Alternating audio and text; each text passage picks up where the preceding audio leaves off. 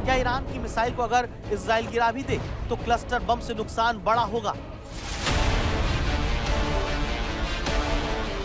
सवालों की वजह समझने के लिए पहले देखिए क्लस्टर बम क्या होता है। क्लस्टर बम को एक बड़े बम या मिसाइल के अंदर पैक किया जाता है। जब मिसाइल अपने लक्ष्य के पास पहुंचती है तो उसका वॉरहेड यानी विस्फोटक हिस्सा हवा में आमतौर पर 7 से 10 किलोमीटर की ऊंचाई पर फट जाता है। इससे छोटे छोटे बम निकलते हैं जो एक बड़े क्षेत्र में बिखर जाते हैं, जमीन पर गिरकर विस्फोट होता है। एक तरह से कहें तो क्लस्टर बम एक ऐसा हथियार है जो हवा में फटकर दर्जनों या सैकड़ों छोटे छोटे विस्फोटक बम बनकर हमला करता है और एक साथ कई लक्ष्यों पर निशाना साधता है। यहाँ तक कि दावा है कि अगर मिसाइल को हवा में विरोधी उड़ा भी दे तो मिसाइल में लगा हुआ क्लस्टर विनाशक बम अलग अलग हिस्से में बंटकर दुश्मन खेमे में तबाही ला देता है। इजरायली सेना का आरोप है कि 19 जून यानी गुरुवार को ईरान ने इस युद्ध में पहली बार क्लस्टर बम से लैस एक बैलिस्टिक मिसाइल का इस्तेमाल किया है। यह हमला इजराइल के घनी आबादी वाले गुश्तान क्षेत्र में हुआ, जिससे सब परेशान हो गए। इजराइल की सेना ने पुष्टि की है कि इस मिसाइल ने हवा में फटकर करीब 20 छोटे छोटे विस्फोटक बम बिखेरे जो 8 किलोमीटर के दायरे में फैल गए। अब आप सोच सकते हैं कि युद्ध में तो हमला होता ही रहता है, फिर क्लस्टर बम में ऐसा क्या जिसके ईरान के हाथों अभी इस्तेमाल भर से चिंता होने लगी?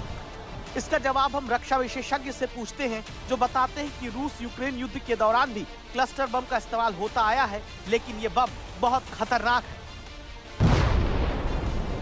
Human rights association normal convention which have been made 2010 के भी कन्वेंशन हैं जिनमें क्लस्टर बॉम्ब यानी कि एक बॉम्ब के अंदर बहुत सारे छोटे छोटे छोटे छोटे छोटे छोटे सब म्यूनिशंस होते हैं और ये जो बॉम्बलेट्स जिसे बोलते हैं ये बहुत ज्यादा बड़े एरिया में जाकर के गिरते हैं, could be as wide as about से 4 to 5 फुटबॉल फील्ड और इनमें तकरीबन 40% ऐसे होते हैं जो एक्सप्लोड नहीं होते हैं, यानी they become like anti personal mine.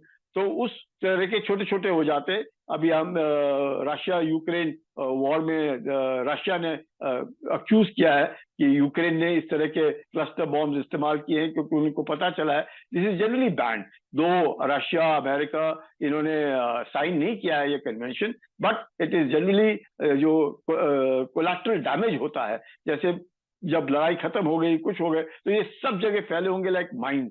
और जैसे रशिया कह रहा है कि उसका रंग हरे थे, अब हरा रंग है तो घास के अंदर पता भी नहीं चलेगा।